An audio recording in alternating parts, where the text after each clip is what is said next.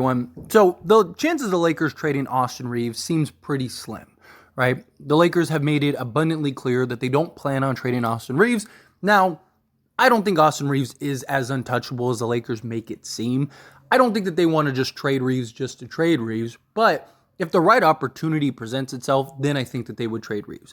I think that they have concerns of like, how much better does a guy like a DeJounte Murray make us over Austin Reaves, where they'd rather keep Austin Reaves for now and the long term. You know he fits. You know he works alongside LeBron James and Anthony Davis. He has his struggles without a doubt, but there's not that concern of like, okay, well, you know, if we trade Austin Reaves, we can get DeJounte Murray. What happens if DeJounte Murray doesn't work? Now we got to go trade him, and we just unloaded Austin Reaves for a guy that now we have to unload again, and we just basically just gave Austin Reaves to give Austin Reaves away. So I get being reluctant to trade Reaves for just anybody, but you have to give something to get something, right? If the Lakers want a real impact shift, they're limited on assets, they're limited on draft picks, but time will tell what the Lakers are willing to do. I'm not saying the Lakers can't get deals done. They absolutely can, right? There's a lot of reasons that trades happen for beyond just the names on the back of the jersey, right? Sometimes teams just want to clear salary, right? Like the Zach LaVine situation. It's not just basketball, right? It's the locker room. It's the coach and him not getting along. It's the front office. It's reports dating back to DeMar DeRozan, or last year with him and DeMar DeRozan having issues, right? With the Atlanta Hawks.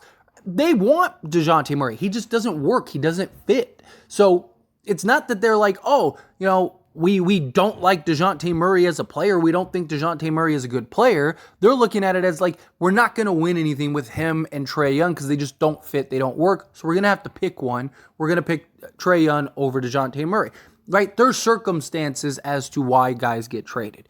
So don't be shocked if the Lakers pull off a couple deals. We heard it all year last year. No one's taking Russell Westbrook, and no one's going to trade for Russ, and it's going to take 2 firsts just to unload Russ. That's not counting anything else. Guess what? The Lakers were able to basically rehaul their entire roster.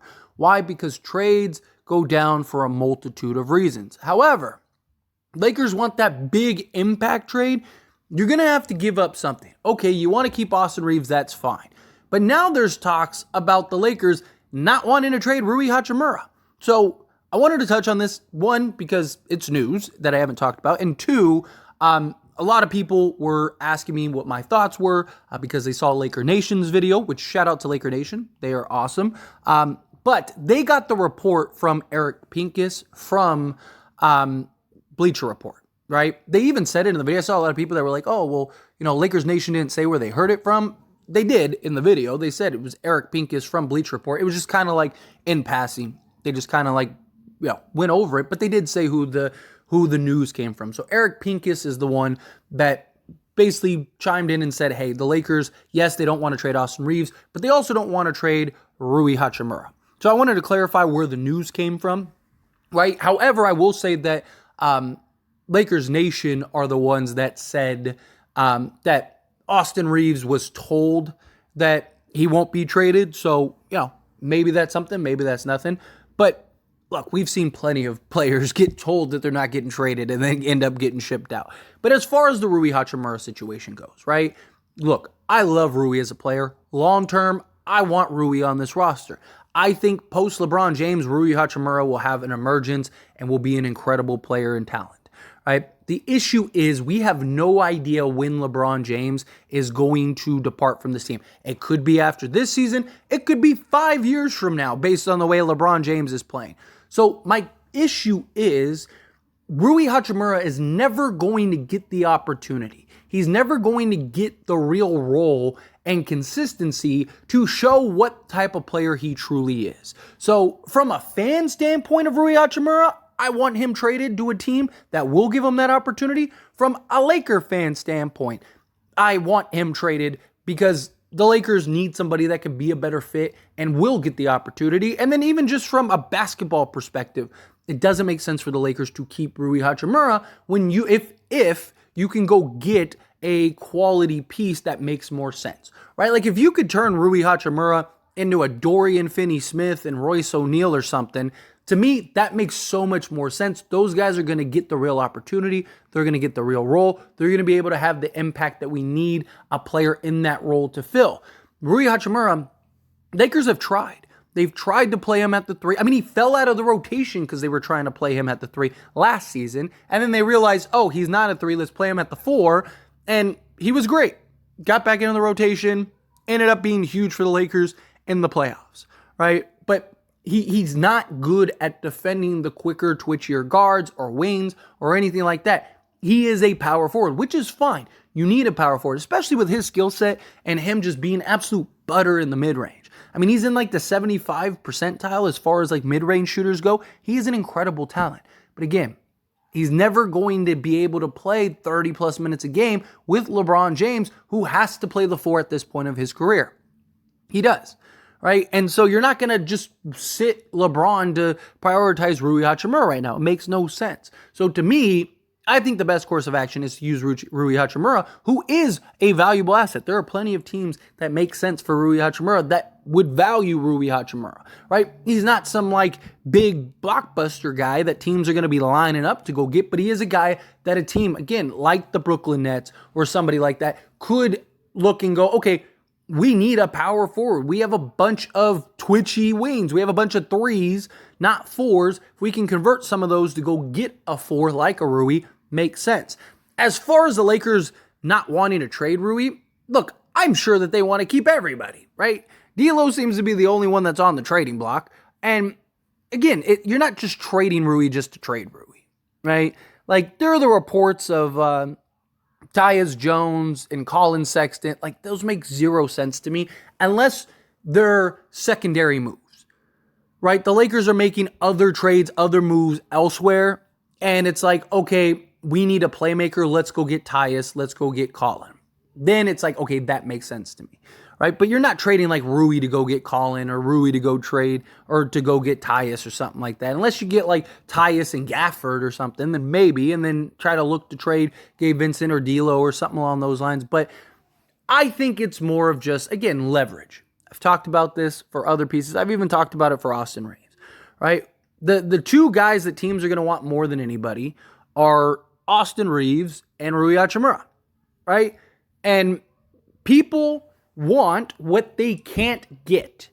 So if you make Rui and Reaves these unicorn type players that are just untouched, and we're not trading them under any circumstances, blah, blah, blah, blah, blah. You see it all the time with various players, with other teams around the league. This guy we're not going to trade, and then a week later they're traded. Right? It's just like, oh, I thought you weren't going to trade him. No, they are trying to sell teams on the idea of Rui, trying to up the price, trying to make it seem like, you know, hey, this guy is, he's part of our future, so we're not just going to give him away. To me, it's just leverage. Do they want to keep Rui? Do they want to keep Reaves? Absolutely. But will they trade them? Absolutely. Again, if the right move is there, if the right deal is there.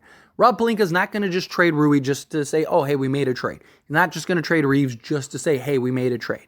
Now, D'Lo, on the other hand, that I could see happening. But again, you got to give something to get something.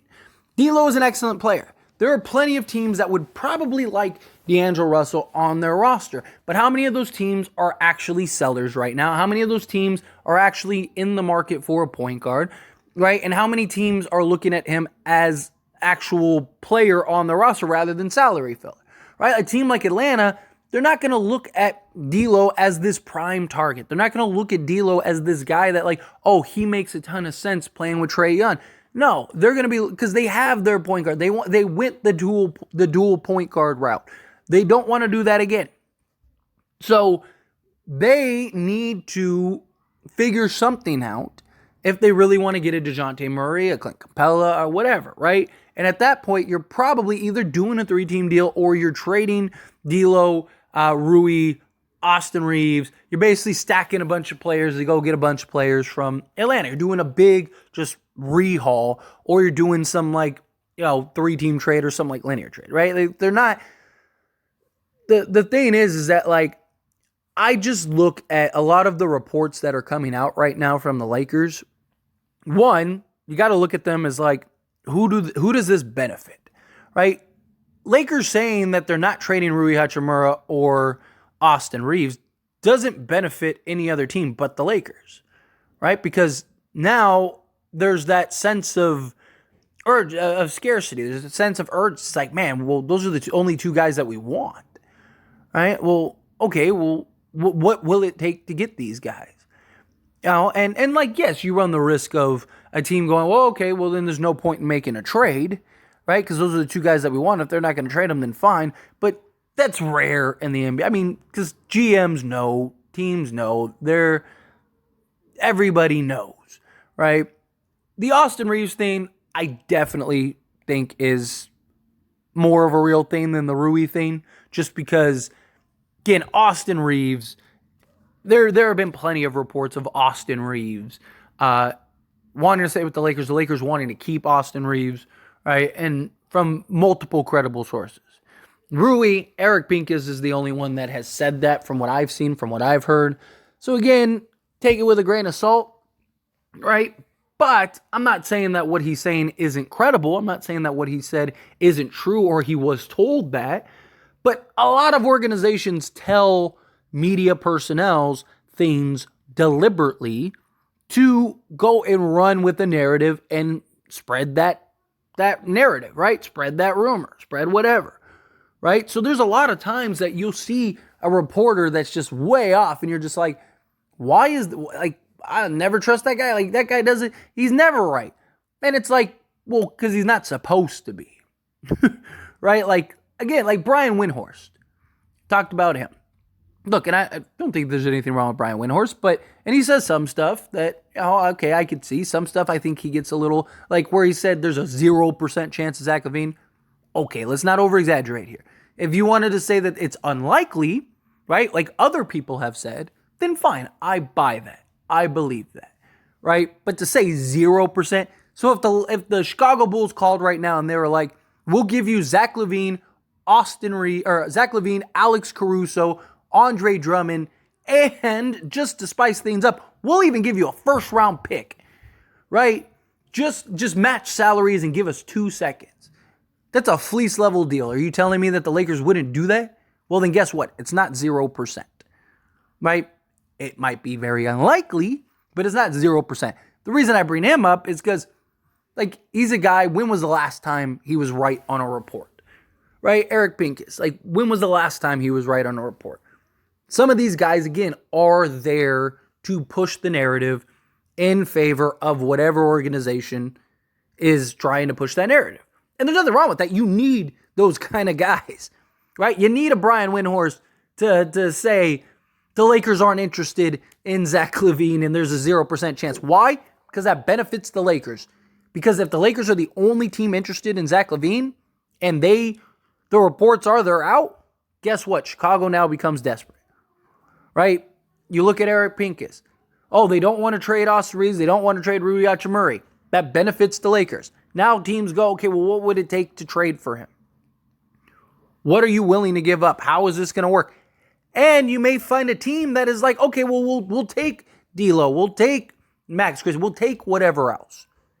And maybe you can get a quality trade done without trading Rui and without trading Reaves. It happens all the time. So, again, to me, leverage points. Take it with a grain of salt. Don't be shocked if Rui, Austin Reaves, both are all traded. But obviously the Lakers are looking to trade D'Lo first, and then they'll figure it out from there. But anyway, as always, this is a discussion, so I pass the question on to you. Let me know your thoughts and opinions down in the comments below. What do you think? Agree with my points? Disagree with my points? Do you think that, no, like, maybe they just don't want to trade Rui Hachimura? Again, however you feel, whatever your thoughts are, I would love to hear it. So let me know down in the comments below. That being said, if you haven't liked this video, hit that like button. Helps me out a lot. Lets me enjoy these types of videos. Truly appreciate it. Not subscribed to the channel, hit that subscribe button. Turn on the bell notifications. Appreciate y'all. See you in the next one. Thank you.